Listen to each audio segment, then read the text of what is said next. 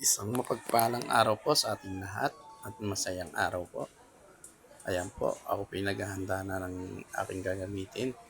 Kami po itadayo sa ispat ng San Benito, Victoria, Laguna. Ayan po, inahanda ko na po ang aking gagamitin na pamingwit. Yan po ay nakaset sa floater na may 2 hook. Yan. Bukas po ang lakad namin. Ayan po, naghanda na rin po ako ng uod kung tawagin ay BSF. BSF worm. Ayan po. Yan po ang gamit namin pamain sa Victoria, Laguna. Yan.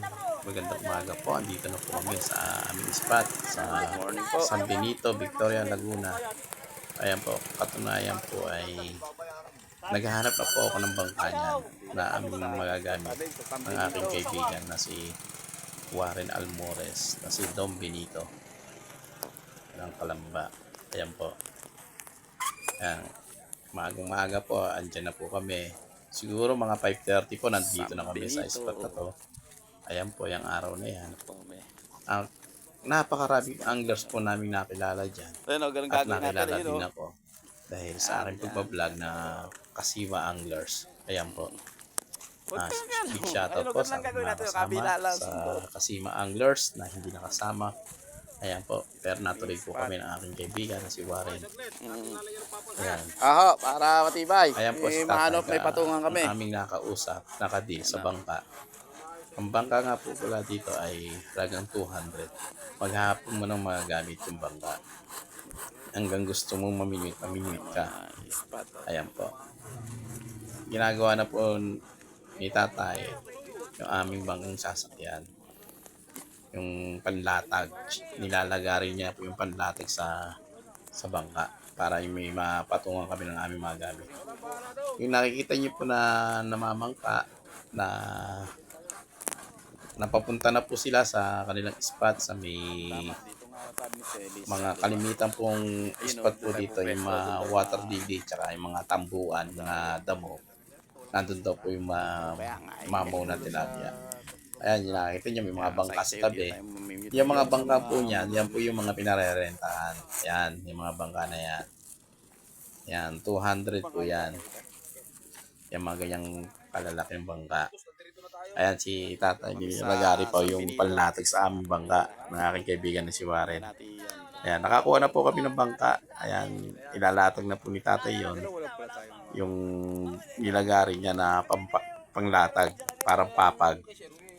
Ayan, para may patungan daw po kami ng mga gamit namin dala. Sa katunayan po ay kami dalawa ay first time namin magsagwan ng sa ating mga Kasima Anglers. ng titikin. Dito po kami ngayon sa Yan. San Benito. Para kaming walang alam pa sa pagsasagwan Kasama ko po si ng titikin. Ayan Dom po. Benito ng Kalamba. Pero ayos naman po, nakarating na kami sa Dito spot po kami namin. sa San Ayan. Benito sa Parola. Ayan. Ayan po Try yung po namin aming dito spot. spot na naanyaya po kami ng ating kaibigan na anglers na taga Bae Laguna. Bay Anglers.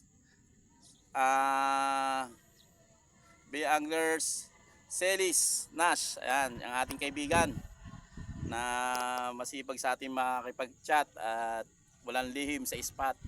Salamat sa iyo, Master Celis Nash. Ayan. Big shoutout sa iyo. Ayan. At sa aming mga kasama na hindi nakasama. Ayan. Dito po kami sa San Benito. Ayan. Kasama ko po si Dom Benito ng Sirtec. Ayan. Salamat po. Good morning sa inyong lahat.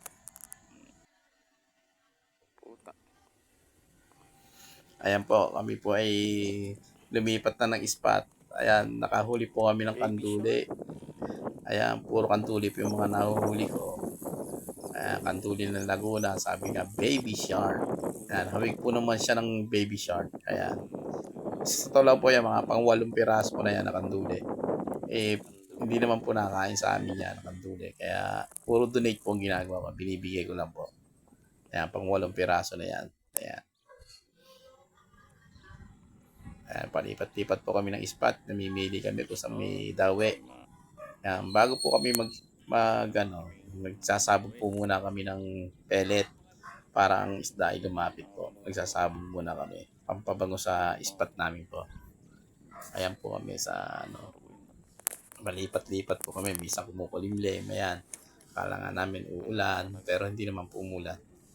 Medyo maganda ang panahon. Medyo hindi siya sobrang init sa katawan.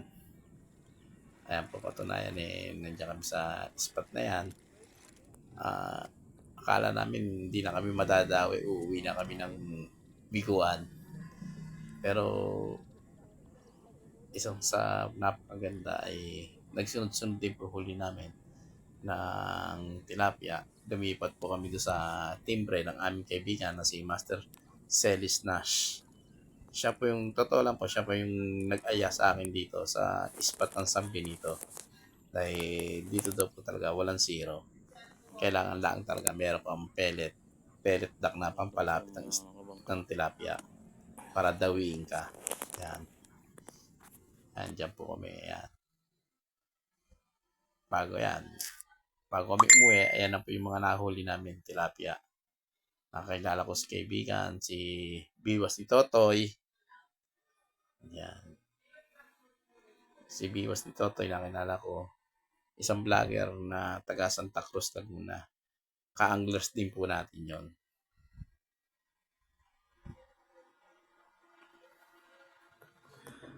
Fish on mga kasima. Oh, ayan. Pauwi na. Pauwi na kami ni Dom Benito. Tapos na ang Ayos dayo. na. Hindi na masama huli, pwede na umuwi. Hindi natin kailangan ng sobra daming huli. Tayo ay mag-enjoy lamang sa ating pamimingwit. Ayos na ho yun. Makakuha lang ng pag-ulam. Pag-ulam, pag-relax, at happy tayo syempre. Di ba mga kasima?